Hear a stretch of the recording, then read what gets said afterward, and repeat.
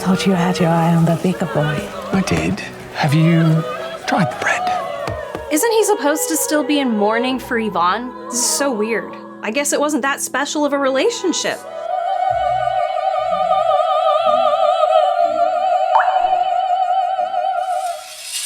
Hey, this is the Sword and the Pen Reflections. It is my casual alternative to that channel. If you're here, you know the deal. We are looking at The Wheel of Time, Season 3, Episode 5. We're going to be going character by character instead of just the straight narrative because unlike the last episode, this one actually does go into multiple character stuff. So we're back to the old, back to the old. It's been forever since I've watched this. I don't remember which chapters in the books correspond to the events that happen in this, but I mean, who cares anymore? So let's just go.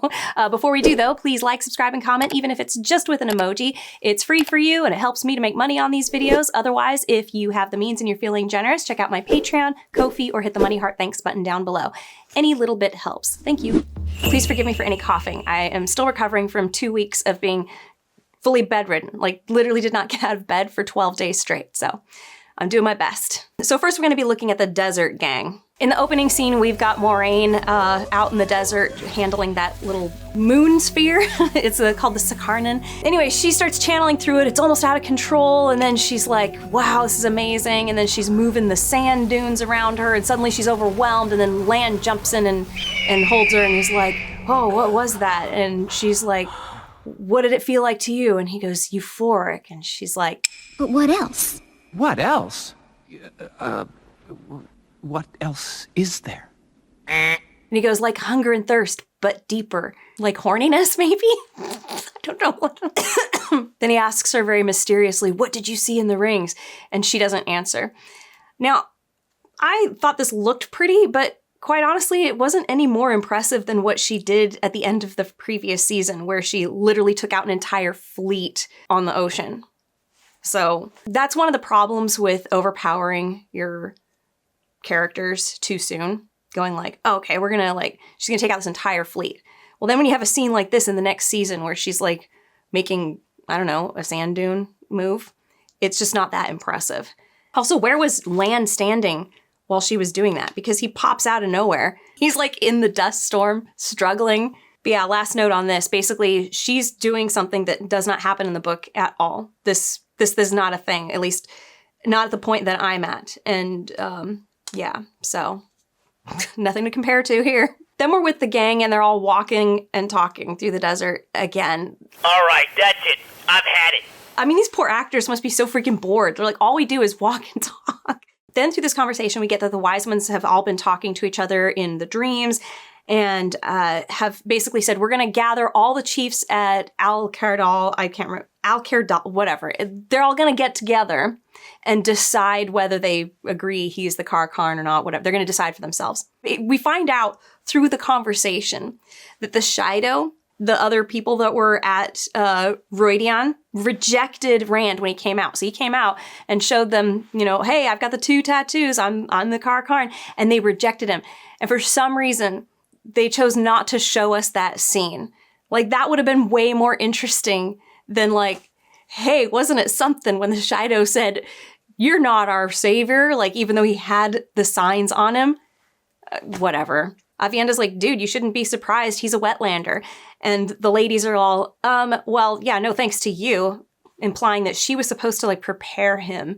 She looks all ashamed, and then the wise ones say, you're going to be sticking with him now from the moment he wakes up till he goes back to his blankets at night. This is going to be your new responsibility, your first step to becoming a wise one, whatever. Now, this did happen in the books, I recall. I mean, everybody should remember. And one of the big reasons why Avienda didn't want to do it is because she was developing feelings for Rand, because that's the way the wheel turns. So it was written. I'm a little silly because I'm still not 100%. But anyway, she looks mortified at this, but they're like, you're doing it anyway. He's the Kar-Karn, so there's no getting around it. This made so much more sense in the book because the reason she didn't want to do it is because she felt herself having feelings for him, but she was already friends with Elaine and didn't want to, like, you know, come between Elaine, her friend, and her man, because Rand and Elaine were basically together. So she was trying to be a good person. and like, I need to distance myself from him. Here, she just looks like, I don't want to serve the Messiah. What? They walk into Cold Rock's hold, and Roark's like, yeah, we're going to just hang out here until all the chiefs have gathered at Alcair Dal, and, then we can go meet him.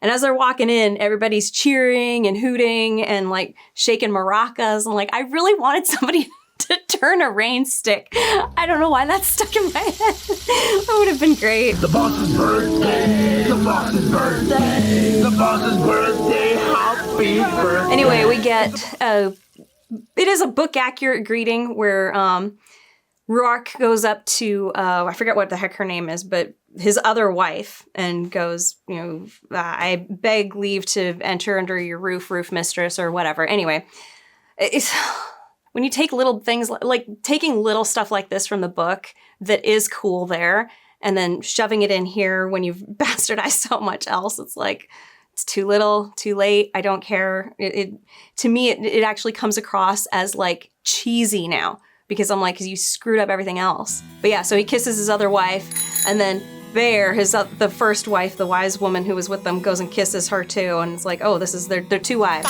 Wow, wow. So then we get the introduction to them having multiple wives, even though I think Avienda said this to, maybe she didn't. She said something that insinuated that they are more sexually liberated among the women or at least just in general among the Aiel. But I don't think it was implied that like, oh, you can also have like multiple wives and whatnot. So anyway, that's what they got going on here. Ruark's granddaughter comes running up and gives him a hug. And then she runs up to Rand and goes, are you the Karn? Grandfather says you are. Or great father, whatever. I think it's, anyway. And he goes, yeah, I am. And then he rolls up his sleeves and she sees the dragons. She's like, whoa. And then he like does dragon face in play and chases after her and runs off down the street. Like, how weird is that? It would be so weird. Could you imagine you've just brought a bunch of friends home to your house and your family, and you're like, hey, this is the guest of honor. And he just goes and runs off with one of your grandkids. Like, you're the guest of honor. You don't just run off to play with the kids. It's very bizarre. Like, Rand is not, whatever. Now, if they were like, we definitely need to get him out of all of these conversations, which is stupid. Like, this is the Messiah. People, the leaders of this village are going to want to meet with him and talk to him. If they wanted him to be somebody who like loves children so much and wants to have kids of his own and just like cannot resist playing with kids and being around kids, like he just wants children, then I would have had in season 1, because I would have known this is where we're going with this, I would have had him in the beginning of season 1 when they're in the Two Rivers, have him like abandoning his friends to play with the kids. He's like the village favorite. Like all the kids like to be around him because he's just fun to play with. Like maybe he's bigger than everybody, or he's one of the bigger guys. So he can like throw the kids up in the air or something. And then when we get to the end of season 1 and he's having those visions of him and Egwene having a baby, which I know all like this stuff is not book accurate, but if this is where you are planning to go with your story, then you set things up. You start putting the seeds of like, this is what we want this character to be earlier on. And that's what I would have done there. So that way, when you get to the end of season 1, you've got the baby thing. It's a big thing for him. Like, this is what I wanted. I wanted a family of my own. And then he gives that up. And then here, this doesn't seem like a totally random ass act. Like, I'm just gonna go run off and play with the kids. It would be like, oh, that's Rand being Rand again. Instead, it's like, what is he doing? But I get it. You know, they had to write him off the screen somehow because they didn't want to do anything with him. They just gave him his whole episode in a show that's literally supposed to be about him, but they decided it's not anyway. Anyway, so after he's left, the grown-ups are there and they're like, hey, Egwene, we're gonna go walk the dream now because, you know, the time for watching Rand is over. Like, you got your own stuff you got to do. So why don't you come with us? And she's like, okay. And then we see Moraine walk off with the other wife. Like, the grown-ups have decided, let's get down to business because, you know, we got real important things to do. And they just let the Messiah run off and play with the kids. Did the writers not understand how ridiculous that looks? It's just a small little thing. Again, if this was the only problem in the show, it wouldn't be that big of a problem, but it's still ridiculous. The next scene is everybody sitting down for a meal, and Avienda, just out of nowhere, turns to Rand and goes, oh, so they don't share lovers where you're from? And he's like, not usually. And she's like, oh, that seems like a lot to ask of a person. Too much, actually. They should have initiated this conversation by him looking over at Ruark with his other wife and like looking awkward, but they didn't. They just have Rand eating food and she just like, so you only bang one person when you're married to one person in your culture, huh? Like, where does that come from? Like, preface this conversation with something to initiate, like to trigger it. Oh. And he's like, yeah, you don't have to talk to me. And she's like, well, it's bad manners if I don't. And he's like, well, or something. It doesn't matter. Then she's like, oh, I've been instructed to instruct you or something. And he's like, well, you don't have to instruct me. And then she immediately like, use your right hand, not your left, because he was eating with his left hand. It should have started with that, where she's like trying to tell him, how to eat properly. And then, or I don't know, it doesn't matter. It really, like, the whole thing about, like, oh, they don't have multiple partners, that just came out of nowhere. All it would have taken, literally, is one reaction shot of Rand being awkward, like, not able to take his eyes off of Ruark being with another woman when he'd seen Ruark with the bear before, which they didn't really show them together a whole lot, except, well, they did one time. Anyway, doesn't matter. Anyway, then we get some weird, like, awkwardness. So the little girl is sitting there. She's like, do you like the squash, Randolphor? And he's like, yeah. And she's like, I grew the squash. And he's like, oh, it's perfect. And for some reason, this makes Avienda like, you did something wrong, but I don't think he did. Then we got that chick who was in the steam sauna with Lan. And she's like eating a bug and she's like, here, try it. It's really good. And we've done this before. Like, this is such an overused desert cuisine joke that like we're eating bugs. It just doesn't faze me. For me, it feels like a tired sort of thing. But she's like, oh, it's delicious. And he's like, okay. And he's like about to take a bite, or he does. And she's like, oh, not with the head. It'll bite your throat the whole way down. Like, I don't know. It seemed pointless. It's like maybe the people who wrote this scene hadn't seen that kind of scene before, but I feel like I've seen it in so many different science fictions and fantasies. You know what's funny is Avatar: The Last Airbender, the animation, had the funniest version of this, where they're in the swamp eating bugs, large bugs, and Sokka is like really enjoying it. Or he's hungry enough that he doesn't care. Like, the joke is that it was like normal to him. Nice, Slim. Oh, he don't eat no bugs. That's people food. Well, I hope you realize now that nothing strange was going on here. Just a bunch of greasy people living in a swamp. What about the visions? I told you we were hungry. I'm eating a giant bug. That was the best use of that. What I could say is a trope at this point is that, oh, they eat bugs in extreme locations or environments. My words are lost for me right now because I'm still not 100%. But yeah, so Moraine dismisses herself and Lan's gonna go off with her, but she's like, oh, no, you stay, Lan, you stay. What's the point? Keep your toga on, pal. That was just one of the most pointless scenes. Like, what was the point of that whole scene? It's awkward for Rand that people have multiple wives. The Aiel think that that's too much to ask of a person to have only one spouse. We got the squash thing and the it's polite to sit next to people thing. And then we got the here's the bug thing and then Moraine leaving thing. Like, what was the point of this scene? There were so many other important, like, we could have had the confrontation with the Shido outside of Ruidian instead of this scene. But we didn't. We had this scene. Please like, subscribe, and comment, even if it's just with an emoji. It's a free way to support this channel. Or if you're feeling generous, check out my Patreon, Ko-fi, or hit the Money Heart Thanks button down below. You can become a subscriber or leave me a one-time tip. Anything is much appreciated. Now let's get back to it. We get to Egwene, and she's with those two other wise ones, and they're about to go into the dream, and they're basically explaining to her that, look, first of all, you cannot go back into the dream world. That's the number one rule for you, unless the two of us are with you, or one of us says you can, or whatever.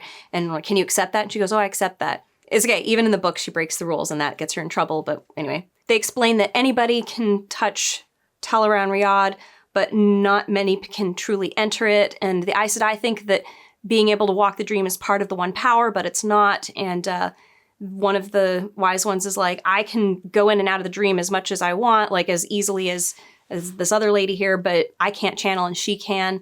You get the idea. Anyway, then they put a brass pin in a candle and light the candle. And they're like, all right, lie down and go to sleep. And if you lose yourself in the dream, you'll hear when the pin drops and that'll bring you out of it again. This is the most interesting scene to have happened so far. Everything else is literally just people doing stuff that's kind of meaningless. Even Moraine playing with that Sakarnan thing, because we'd already seen her do something easily more spectacular than that, it just didn't, like, whatever. Oh yeah, and they explain that if you die in the dream, you can die in the real world, so there. Egwene wakes up and she asks the two ladies, are we in Teleron Riyadh? And they're like, yep. She's like, it looks exactly the same. They're like, oh, it's not the same. There's stuff here that could tear out your heart or eat your heart or whatever. Egwene stands up and her dress turns into like a golden armor dress. Gracious, what did I do? And she's like, whoa. And they're like, yeah, well, you were afraid, so you wanted armor. So this is what happened. You made armor for yourself. And then they explain that uncontrolled thoughts are a little, like, they're dangerous, whatever. And so then they tell her, control your thoughts.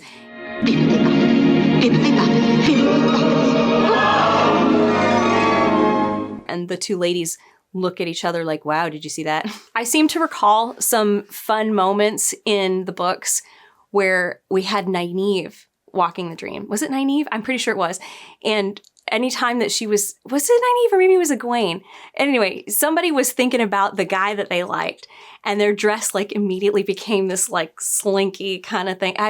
That is like so fun. It would have been great if we could have gotten to those points and then seen that sort of stuff happening, like just not having moments of innocent, like, I've just lost control over something. It's not like so intense and dark and like, oh, you need to control, you wanted armor. Like, that's fun stuff.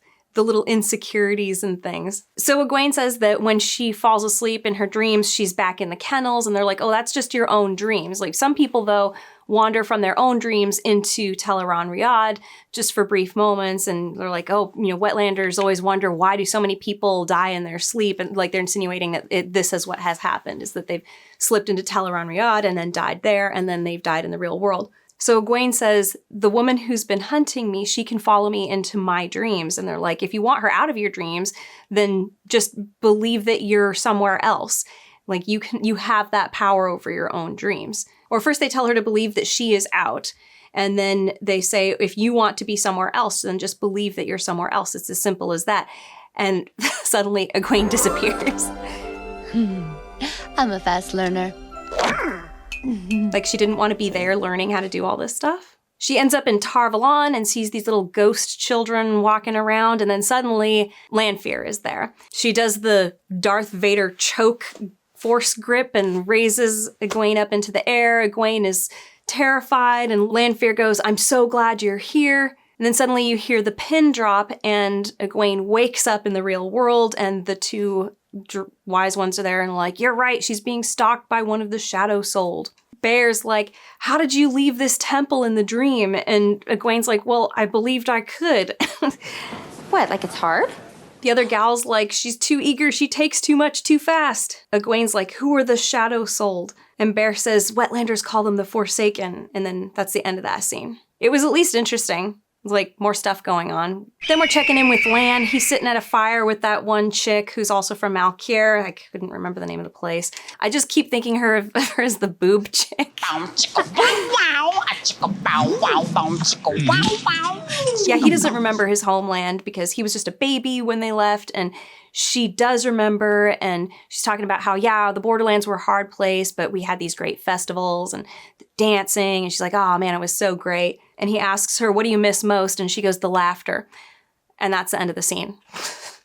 I'm so tired of just repeating dialogue in scenes where people are either walking and talking or just sitting and talking. We get to Egwene and she's packing up her stuff. Rand comes in, he's like, where are you going? And she's like, well, the wise ones want me to stay with them. And he's like, we haven't had a moment alone since I came back. And she's like, well, do you want me to stay? I can. And he's like, no, go. And then they kiss and then she leaves and we see that Rand is like, ugh. if you wanted time to talk to her, maybe you should not have been off playing with a bunch of kids and instead waiting for her to be done with her dream walking thing so you could, well, whatever. I just had to take a break because I'm so bored of just people sitting around and talking. But Lan goes over to Moraine, who's sulking by a fire, holding her little sphere.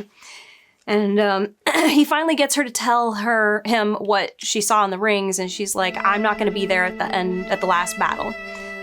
Because every future that I saw where I live, Rand dies. And the only way that Rand lives to the last battle is if I die. And she's like, so everything that I've done, it's all for nothing. I'm not going to be at the last battle. Do I need to call you a wambulance? Wah, wah, wah, wah. Like, I thought she was fully aware of the fact that she's probably going to give her life for Rand. Like, she was expecting other people to do that. Remember, she was like, if I have to kill 1,000 people so that Rand lives, that's what I'll do. I mean, but she's like, but it's not worth it if I don't live.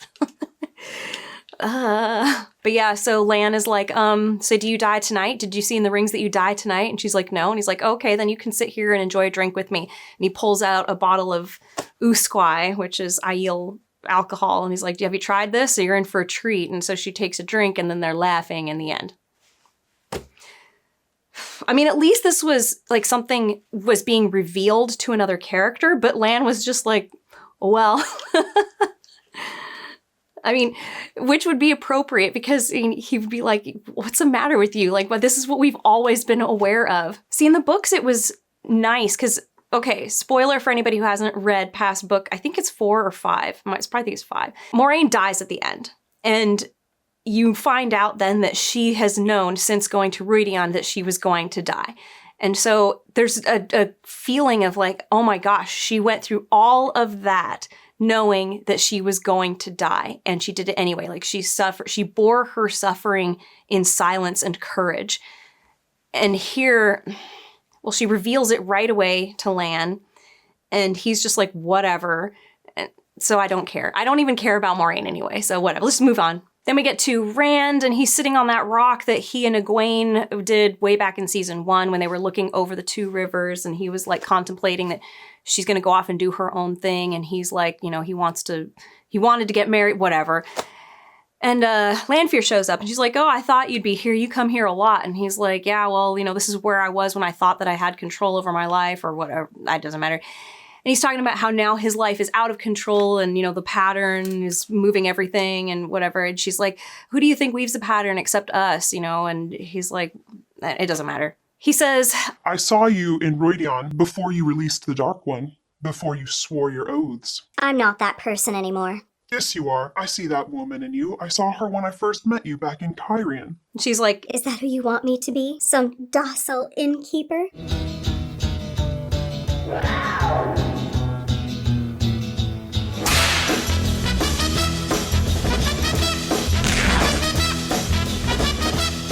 Yeah, she definitely wasn't docile. Do we remember what she was like? You weren't docile. You were driven and brave. You wanted the world to be a better place. You wanted people to have more than they had. I still want that. And more. She'd be pumping her eyebrows at her at this point. Like, you know?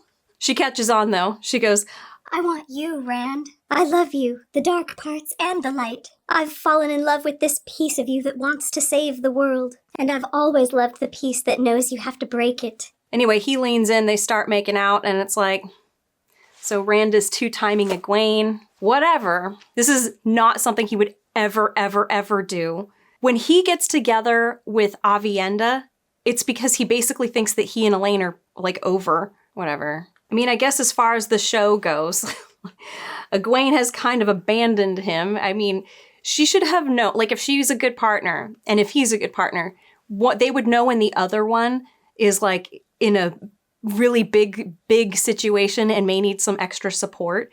And like, well, he just found out he's the Messiah, and now he has arrived in the town where the people who actually worship him as the Messiah and recognize him as the Messiah are all expecting him to like rally them together. But at the same time, he knows he's going to kill all of them, or like that he's aware of the prophecy at this point that he's going to destroy these people. But she's like, yeah, I'm going to go spend the night with the ladies. He's like, okay. Like, oh. She's always been about herself anyway. She kind of was in the book too, but I don't know, it just didn't seem like this wishy-washy. Egwene shows up in Moraine's room and she's like, so the wise one said you wanted to see me? And she's like, yeah, so you can travel in the dreams, right? And she's like, yeah. And she's like, if I really need to get a message to somebody, can you help me do that?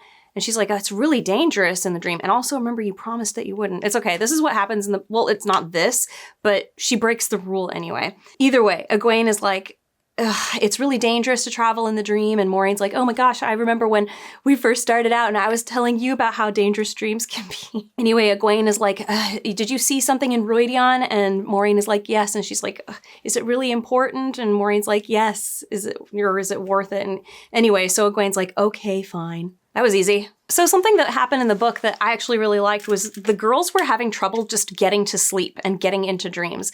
And it was taking practice for them and sometimes a long time for them to like lay down their heads and then get into the dream world.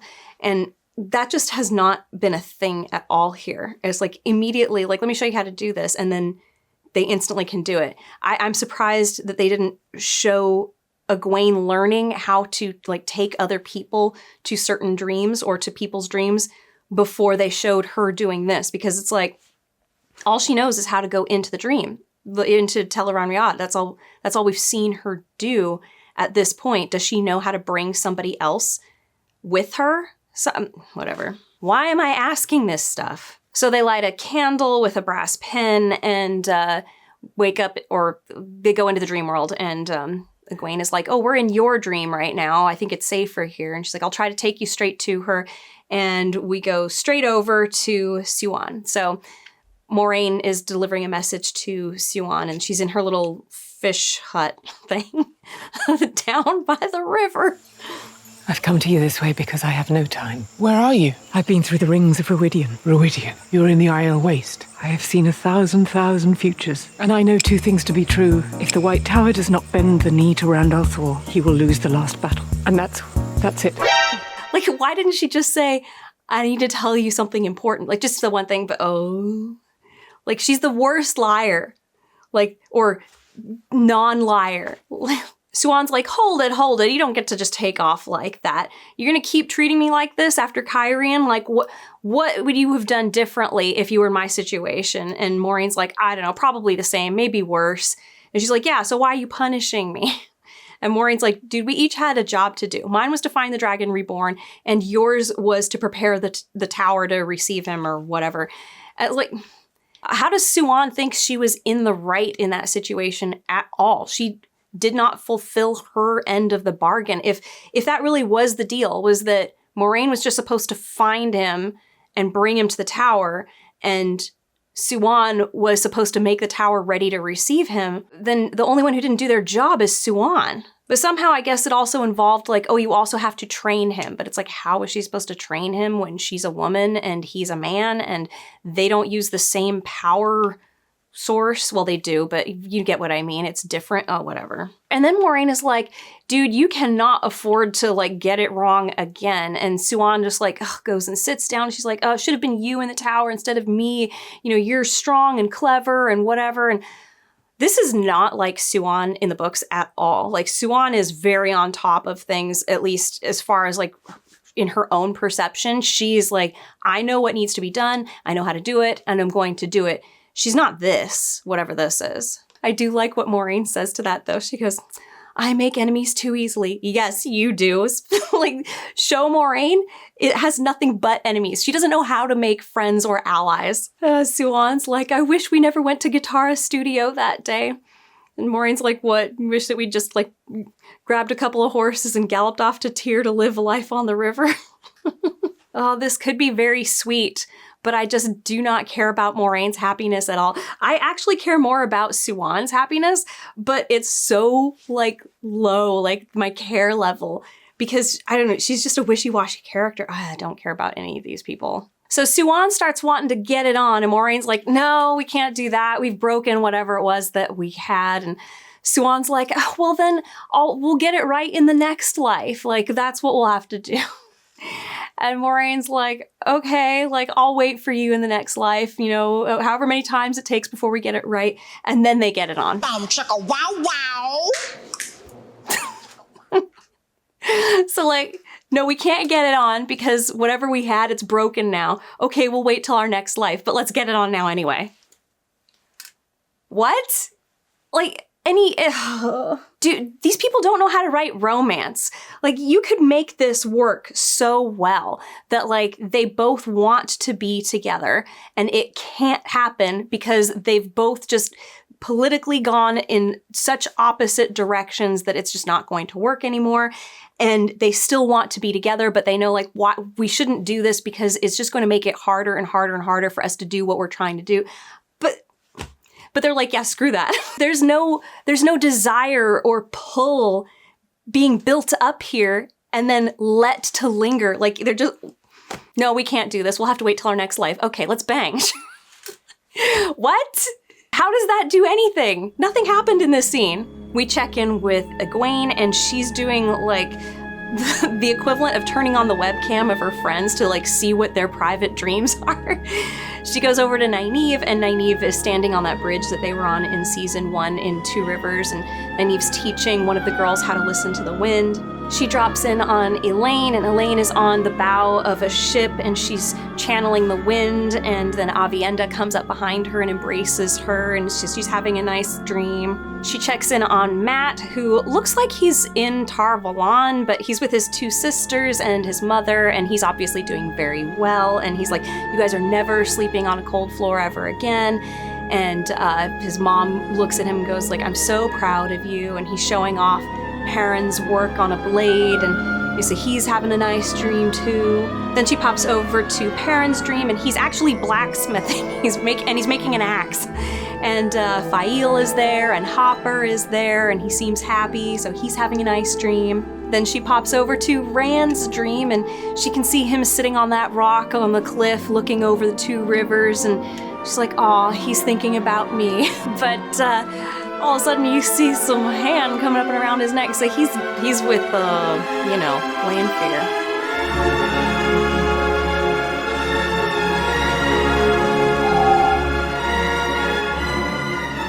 She wants to hurt me, and the bitch don't even know me. She was down there, where she couldn't see her.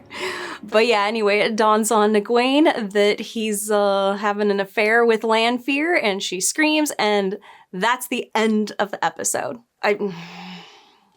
Not much to say on all of that, really. I mean, it's hard to have any compassion for Egwene when we had that entire first season of her like, yeah, I want to break up. And then he's like, okay, I'll give you space because that's what she was asking for. And then she's like, oh, why don't you like, being nice to me and holding me and like being with me? Like, well, I was just trying to do what you wanted, lady. It was constantly her demanding stuff from him, like he's never doing the right thing. And then she jumps back into his arms at the end of season 2 after he came all the way to rescue her. And then they get to Roidion and he faces the people who he's supposed to be the messiah of, but also kill. And then she's like, yeah, I'm going to go and practice dream walking with these ladies. And then it's like, oh, okay. Like, she's never happy with what he's doing. So it's very hard. I don't know if the show is trying to make us go like, oh no, he's cheating on her. But like, I have no sympathy for her at this point. At this point, I'm like, he's allowed to waver a bit in your guys' relationship because that's pretty much all you have done the entire time before this. So I don't care that she's traumatized. To some degree, I'm like, finally, it's going the other way. But I know I'm going to get people in the comments going like, it's horrible to be like, in that situation. Like, yeah, it must have been for him for 2 whole seasons. I'm supposed to feel sorry for that bitch. I don't. This is fiction. You got to even things out a little bit before you can say, okay, now they're on even ground. But so far it's been one way the entire time. Anyway, let's just move on. Okay, well, I'm moving over to the White Tower. And I did not recall this happening before, but we're with Suan. She's at her desk and she's reading a letter, which is obviously like it's from Moraine. It must have been an old letter. And she's looking at the letter and also she's smelling the letter.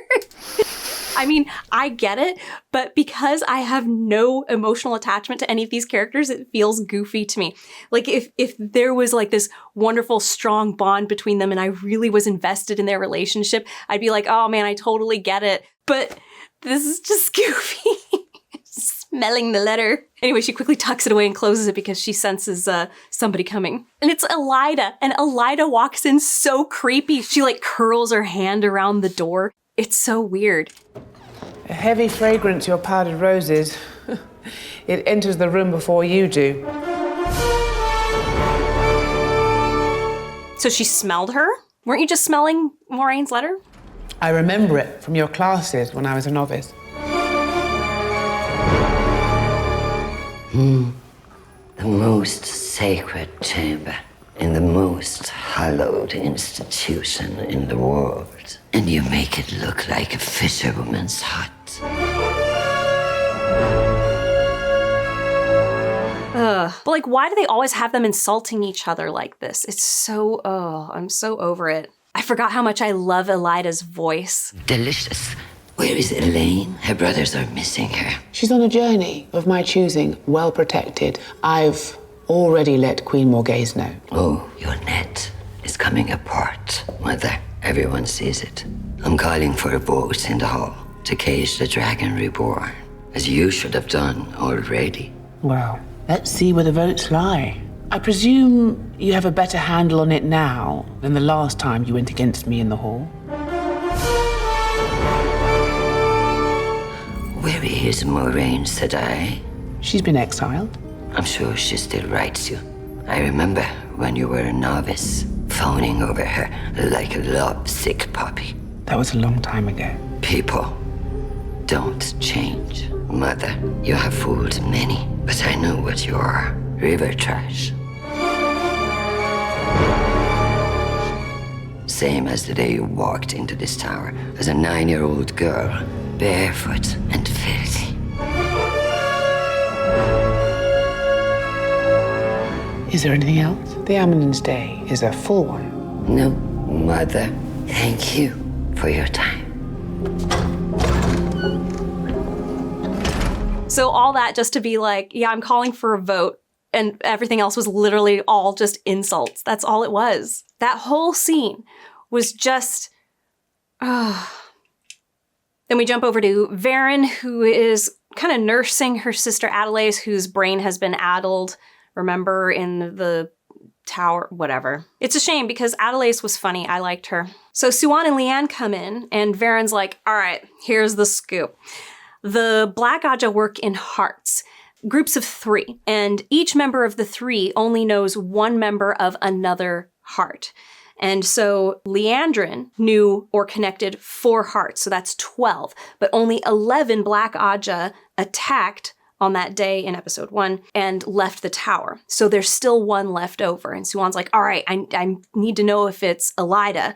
Varen's like, well, we can't like just accuse her. It's not certain that it's her. And then she's like, okay, well, if Elida knew that we're actually holding 2 of those Black Aja imprisoned in the 13th repository or wherever the hell it is, I forget where they are, then maybe Elida would show up there to either rescue them or silence them.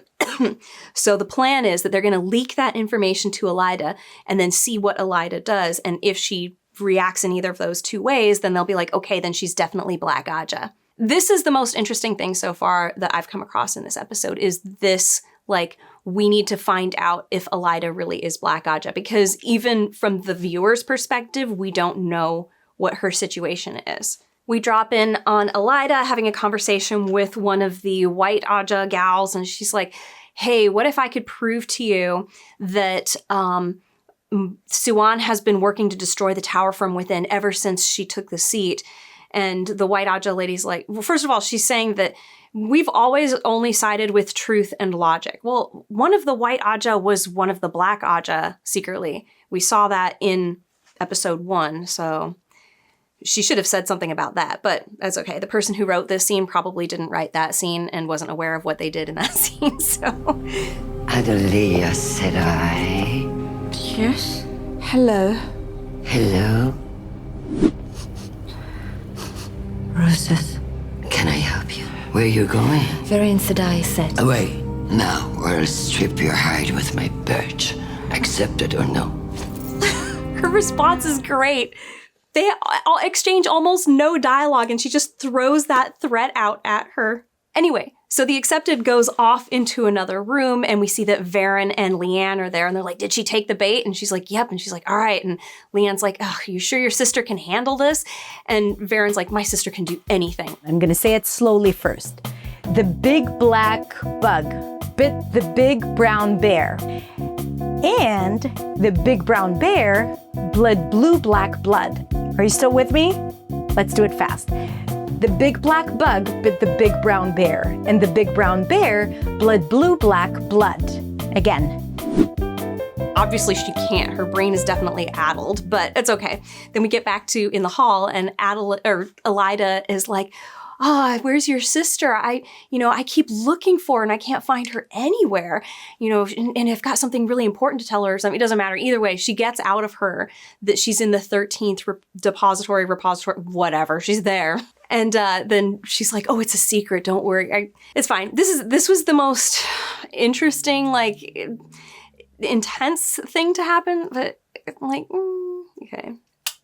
Then we get to Elida in the 13th repository. I can't remember what it is, and it doesn't matter. It's a suppository. But she threatens them to tell me who every member of the Black Aja is.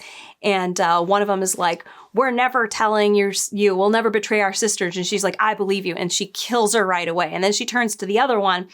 And the other one's like, I only know the name of one. And she's like, all right, well, then you're going to tell me. And she's like, I will, I'm under, basically she starts trying to negotiate. And Elida's like, there's no negotiating with me. I'm not Suan. And she's like, you're going to experience nothing but pain until you tell me. And she's just about to tell her who the other Black Aja is. And then a gray man attacks and kills the Black Aja girl and then attacks Elida, and then suddenly Suan and Leanne jump in and they kill the gray man and save Elida, and they're like, oh my gosh, he came here to silence the Black Aja, and so there's definitely still one in the tower. This is confirming that it's not Elida, because Elida wanted to know who the other one was. So anyway, they heal Elida, who's bleeding out on the floor, and Elida looks up at Suan and she's like, you led me here. And Suan's like, perhaps I misjudged you, sister. And it's the end of that scene. I'd be pretty pissed if I was Elida too at that point. It was a good trap, though. It worked. They got what they wanted, sort of. They didn't identify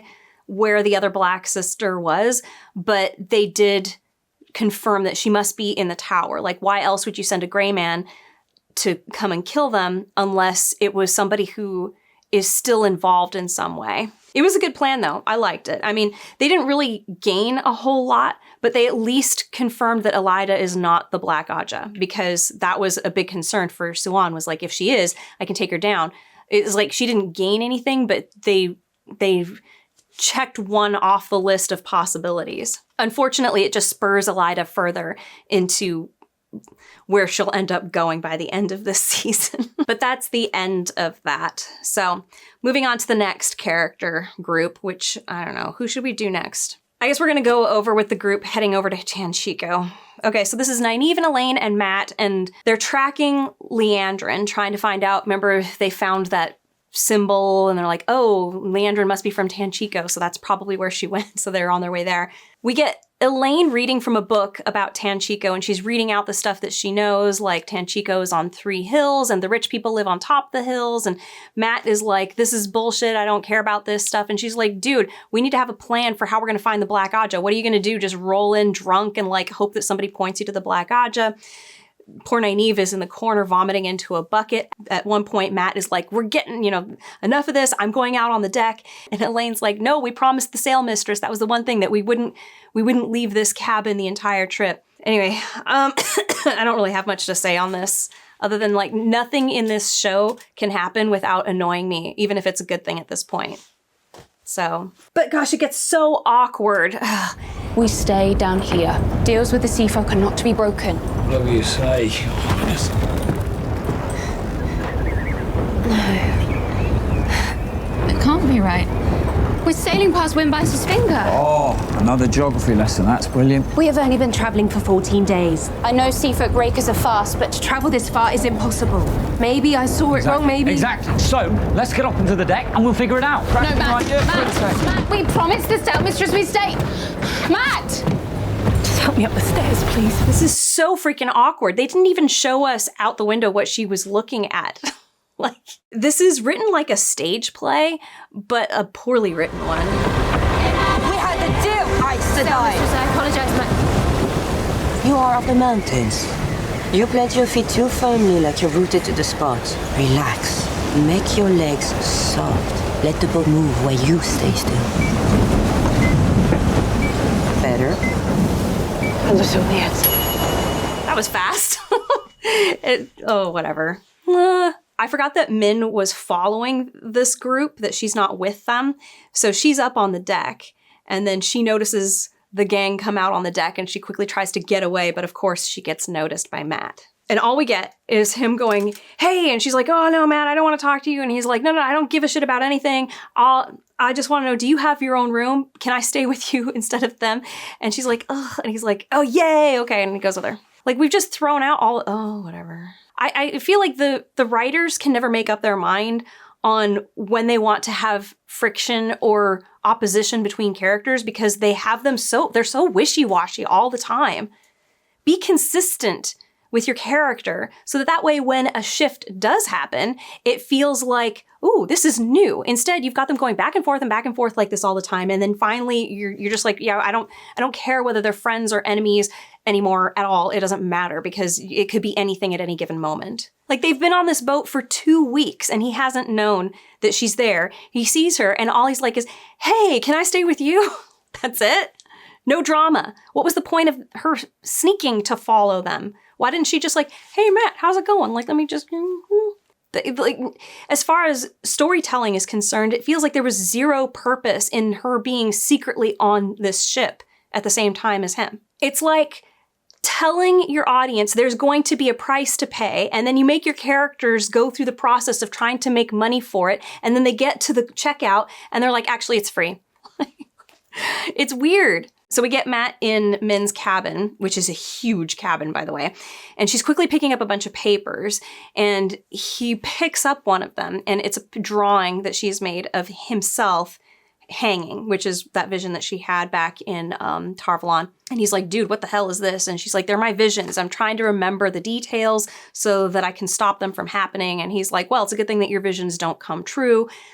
Because I didn't kill Rand, and I'm definitely not going to kill myself. But he's obviously disturbed by it, and he rolls over on her bed, or his bed. I don't know. It's a bed. And he's unsettled and stuff, and she's still trying to pick up all of the papers. And that was the end of that scene. We check in on Elaine and Nynaeve, who are both asleep on the deck, but Elaine wakes up and she can see that one of the sea folk is channeling one of the gals. She's up on the bow of the boat. I almost feel like this would have been a better scene to have happened the moment that they come up on deck. Like, they come up on the deck and immediately see this, and that's why they're traveling so fast. It becomes instantly apparent. These women can channel, and they haven't been recruited by the tower, so that's why they don't let the Aes Sedai come up on the deck. They don't want the White Tower to know that they can channel this powerfully. So I know that some people had a problem with the way that the channeling was being portrayed here, because it's like this dance almost. And it doesn't bother me, because it's more visually interesting to have it like this than just having somebody standing there with the power moving all around them. This is a way to make the visual representation be more dynamic. See, when you have it written, the dynamic is in the emotion and the physical sensations that you're reading directly through the words off the page. But you don't get that when you just visually see it like this. You have to replace that in some way. And so what they're doing is they're creating some movement for it to give it the same sense that they want that you would get in the story. Except, I mean, like, it's so hard to be like, arguing in favor of this show doing something. Like, wouldn't it have been great if everything was book accurate, and then they did this one thing just to make channeling look more interesting, or like to show that there's a different way to channel, or that, there's there's different variations and styles and things like that or something like, or that they to me that I don't mind that to make it more visually appealing or so that we can see something that evokes emotion in us as a viewer that replaces the delivery of, this is how it makes you feel when you channel, which is something you only get when you're reading the words or if somebody's explaining it on the screen. But yeah, so Elaine is like, why would you avoid training at the tower? And the Sale Mistress is like, because there's many different ways to channel, many different ways to be a woman. Like, okay, yes, we know. What's the matter with her? So the Sale Mistress looks at Nynaeve and basically is like, yeah, you can't channel or you're blocked or something, aren't you? And Nynaeve's like, yeah, I mean, I can channel, but I can't control it, so not all the time. And that's when the Sale Mistress goes, yeah, of course you can't control it. You can't control channeling. It just happens and, you just flow with it basically, whatever. She's comparing it to, being on the sea. She's like, I can tell the difference between the two of you, between Nynaeve and Elaine. One of you is seasick and one of you is not. One of you wants the sea to take you wherever it is that it's going and, be away from whatever it is that you've been born into, blah, blah, blah. And the other one is struggling to stay on her feet and control everything, whatever. Basically, she just says, you're trying to control it and force it rather than just being the conduit through which the channeling happens. You get the idea. It doesn't, well, this is this moment. She's basically explaining to Nynaeve that you're trying to grasp it and control it, but that's not going to work. I'm not sure that they've even addressed that Nynaeve's block is broken by anger. Like if she is angry, then she can break through it. They've just kind of skimmed over that. And that was kind of a big deal with Nynaeve. They actually even had a moment in book 2 where she was trying to make herself angry so she could channel. And I don't think they've done that once in the show. I wish they would have done that. At least I can't remember that they've done that in the show. I don't think they have. So they just sort of ignore the fact that she has a block. And it seems like this is a significant thing for her that she needs to first understand how to get through this block before she can basically destroy it. I haven't gotten to that part in the book where she's completely passed over it, but I know it's a moment because people were talking about it in the podcast that I was joining, that this is a big deal for Nynaeve when she finally breaks through her block, but like in a permanent sense. So I don't know. I can't make a judgment on whether this is right or wrong. All I know is that the show has definitely passed over the fact that anger is how she gets past it. Or, I mean, how she temporarily at least gets through the block. The Sale Mistress makes them promise not to tell anybody that they can channel, and both girls promise that they won't. I'm honestly surprised that nobody mentioned, well, of course we won't tell anybody, and you know that we won't tell anybody because we're Aes Sedai and we cannot lie. I just feel like that was probably a line, and then they cut it out because they realized they've said that like a zillion times in the show. But I don't even know if they've made it entirely clear that Elaine and Nynaeve have lied to the Sale Mistress and told her that they are Aes Sedai. I mean, she did call them Aes Sedai, but I don't think it's ever been like clarified. Like this is a thing that they're telling people. Like, oh yeah, I'm an Aes Sedai. So is Egwene. Egwene is telling like the Aiel, oh, I'm a wise one, or not a wise one. I'm an Aes Sedai.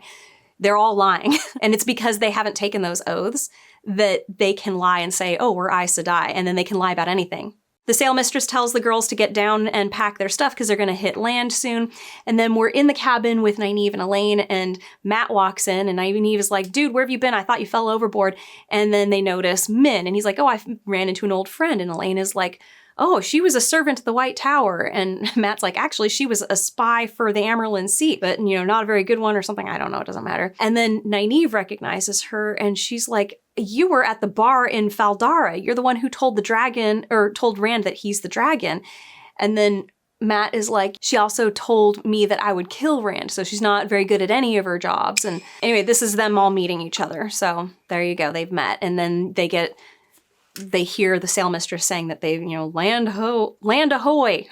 So Min grabs her stuff like she's going with them, and she's like, I'm going with you guys. And she's like, I've actually been to Chanchico. Have any of you? And they're like, no.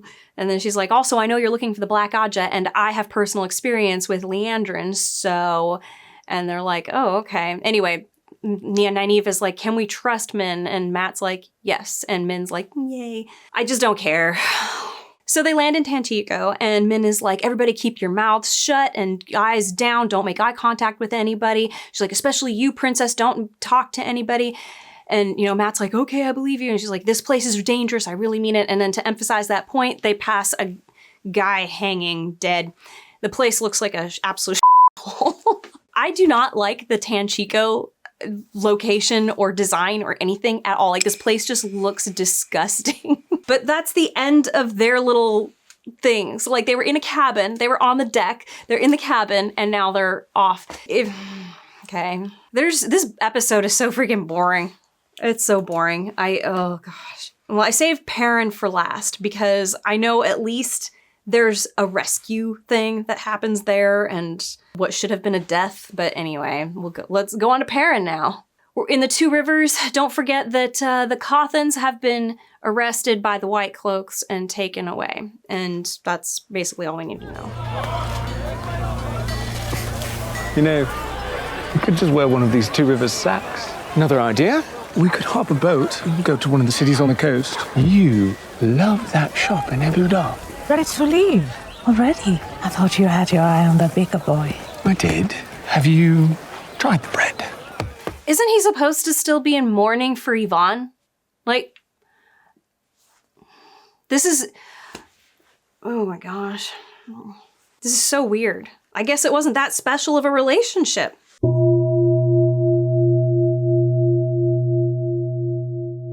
Anyway, Fail comes galloping into town and with the two Aiel gals running alongside her, and she's like, reinforcements for the White Cloaks just are on their way or whatever.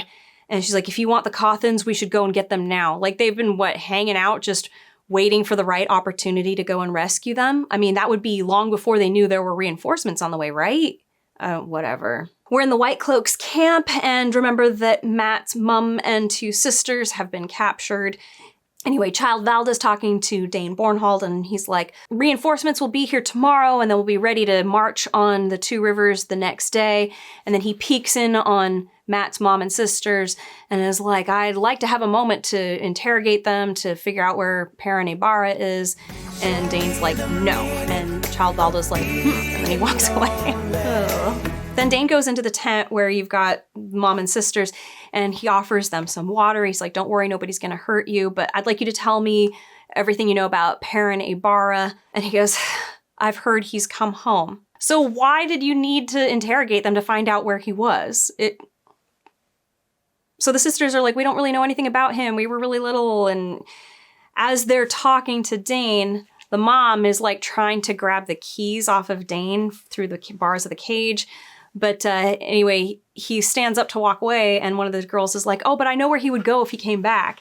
And so he comes back, and he's like, oh, where? But then he catches the mom trying to get the keys a second time, and he's like, why would you do that? And then he pulls her arm through the cage, she smacks her face on the cage bar, and he's like about to do it again, but then all of a sudden a blast of the one power shoots Dane across the tent, and he's like, oh my gosh, one of you is a witch. And the mom, protecting the daughters, goes, it was me. And so he pulls her out and hands her over to Child Valda and is like, this one's ready for your questioning. This is actually a decent scene. Like, I liked this. She's terrified. Child Valda is like, ooh, yay, I get to interrogate somebody. And we know how that has gone in the past. And we don't get to see what happens, but we all know what's going to happen. This whole thing was actually really decent. Like, we had some stuff happen. It started out with a lot of telling where, like, oh, we got the reinforcements are coming and we're going to attack the Two Rivers the next day.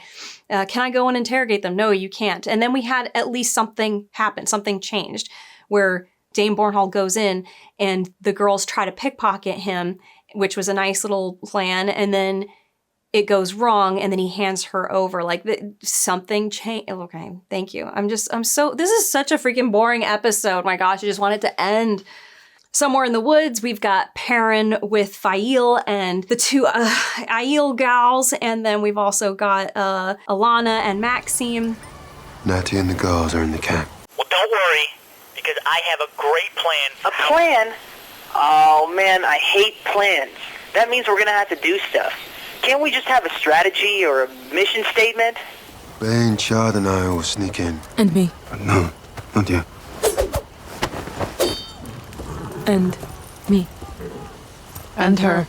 Royale will stay here and ready the horses. I have been told stealth is not my strongest suit. The moon is full tonight. The sky is cloudless. I'll create cover. No.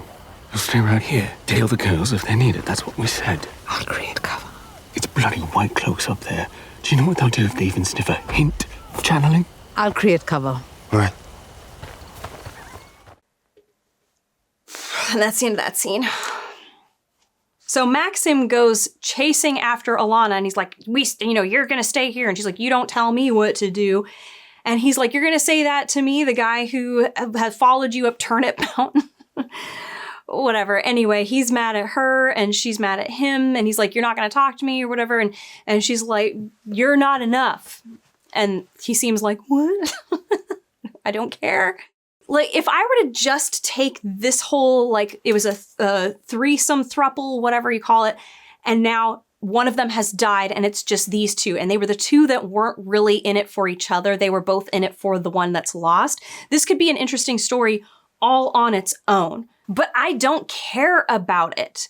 I know this story just is not important to the big main story. I would rather spend more time figuring out what is Rand going to do. And if this is a show about Moraine, then maybe let's work on her drama and her character a little bit more. Make her somebody I want to root for and not see die, so that when we're afraid she's going to die, when we're supposed to be, I am afraid. I just don't care about this. But yeah, anyway, so Alanna is like, do you know what I found out or figured out when the Black Aja attacked? They are ready for this war, the last battle, and we are not. He's like, so I brought us here because this is the town where the Taveran came from. Like, we've got the Dragon Reborn, we've got the two strongest channelers we've ever seen, we've got the Hornblower came from here. Like, she goes, the blood of Manetheren flows here, and, this is a people who are warriors, whatever, you get the idea. So she's here to build an army, is what she says. I don't know why that would have been so hard for her to convey to him. Like, let's go to the Two Rivers to build an army, which is actually why she ends up there in the first place. So she and I think it was Varen go to the Two Rivers because of what she just said. The White Tower is like, dude, all these channelers and like powerful people, like there's Taveran coming out of the Two Rivers. Maybe there's more over there. And so they go there to like try to find more people to recruit as Aes Sedai. But it's just weird that it's like you kept this from Maksim and he didn't, ask you, why are we going to the Two Rivers sooner? I don't care about Emolins or dragons or the bloody last battle. The only thing I've ever cared about is Ivor. And you, that's what I fight for. So if you want to throw your life away like you threw away Ivon's, do it. But I won't stand here and watch again. I'm going to go do something that matters. Something we should have done in the first place. I'm going to go find Leanne, and I'm going to kill her. It seems like they're underplaying how important the bond is and like what it does to somebody in this whole thing. Like, what is the point of the bond if it's like, yeah, I'm just going to leave you and I'm going to go do something else? And before somebody goes, oh, well, he's been shielded a whole lot. It doesn't take away what the impression has been, which is that there is a magical urge in your warder to protect your Aes Sedai all the time. So where did that go? He's like, I'm just going to let you go die. Bye. I'm going to go kill Leandrin. Do your thing. I don't care. I don't care. Maksim! Come with me. There. I turned off the bond.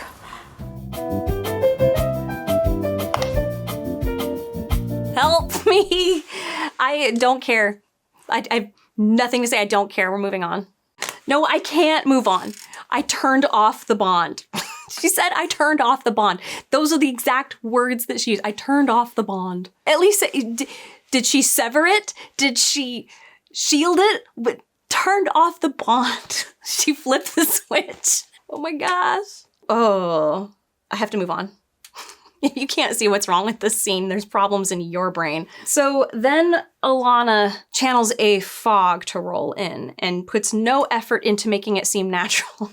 Whatever. And then we get, oh my gosh, the two Aiel gals and Fail and Perrin sneaking into the camp. And I remember everybody talking about this, and it didn't faze me so much when I saw it, but it is a big problem. Why does Perrin have absolutely no weapon of any kind in his hand? He's the only one rolling into this enemy camp with 2 empty hands. Anyway, they're sneaking around, dodging the white cloaks, and Perrin comes across the head of a wolf on a stick and is mortified. You can hear the little wolf howling in the background.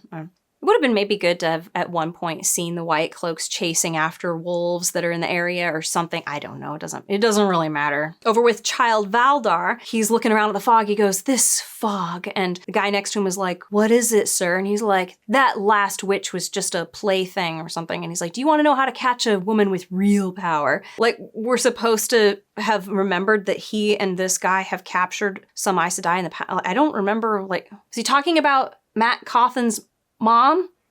Or were they talking about when they captured Egwene? Wait a minute! Who are you? This is a dumb conversation. I just didn't like this. So complainy. Perrin, Fael, and the Aiel girls find the 2 daughters in the cage and get them out. And the girls are like, "Perrin, what happened to your eyes?" And he doesn't say anything. And they're like, "Where's Matt?" And he's like, "Don't worry, he's safe."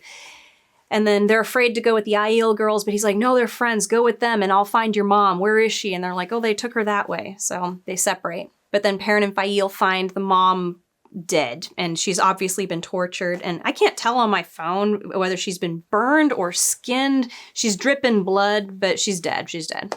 And so Fael's like, "Okay, that's it. We got to get out of here." And they go. We check in on Alanna, and she's channeling the fog, and suddenly she hears this twig crack or whatever, and then she gets shot by like 7 arrows all over her body. She's being captured by Valda. How would they have known where she is? Like, how would they have known where she... doesn't matter. Back with Perrin, he's sneaking away, and he runs right into Dane and 2 other white cloaks, and he goes, "I thought you were a good man," to Dane. And Dane's like, "I was until I met you." And then there's a fight. Fael's fighting 2 guys. Perrin is fighting just Dane. Perrin ends up getting knifed by Dane. And then Fael takes out her 2 guys and then throws a knife at Dane. Tell me why. Who's now down also. And then she goes over to Perrin and she's like, "Quick, get up. You got to get up now." At the same time, Alanna is dying, and then the other white cloaks are coming up on her, and then suddenly Maksim jumps in out of nowhere and starts fighting, and he gets stabbed, but he kills a bunch of the white cloaks, and Valda runs off, and then somebody else is coming for him, and Alanna like blasts him with the 1 power. And then she goes, "How did you find me?" And he goes, "You turned the bond back on 5 arrows ago." Oh, it's so bad. It's so bad. It's painful. They've both got arrows sticking out of them, but he's like, "I've got you." And he picks her up and walks off, leaving like, I don't know, 8 or 9 dead white cloaks there. That was like the shortest lived tension and drama in their relationship ever. Like, "I'm leaving. Goodbye. Next scene. I'm back." What was the point? Ugh. And it's gonna happen again. Well, in a different way. Oh my gosh, this is so bad. It feels like the writers could not make up their mind what they wanted to do with the characters, except that since I know this was written scene by scene, possibly by different writers even in the same episode, it just, like, why bother even trying to figure out what the choice was in making this? You know what the choice was. There was no choice. It was a bunch of people collaborating without talking to each other, which isn't collaboration. It's like a group project where nobody was talking to each other. So, and it doesn't matter. Nothing makes sense because there's no way it could have made sense. It's just so stupid. It's really, I have zero investment. This was the most boring episode. So freaking boring. I have no more thoughts. That's it. Oh my gosh, I'm going to speed through the rest of this series because it's the last good episode was the last episode, and it was like, whatever. Who cares anymore? Nobody cares. I don't care. Anyway, we're done. That's it. Please like, subscribe, and comment, even if it's just with an emoji. It's free for you, helps me make money. Otherwise, if you're feeling generous, check out my Patreon, Ko-fi, or hit the money heart thanks button down below. And that's it. See you in the next one.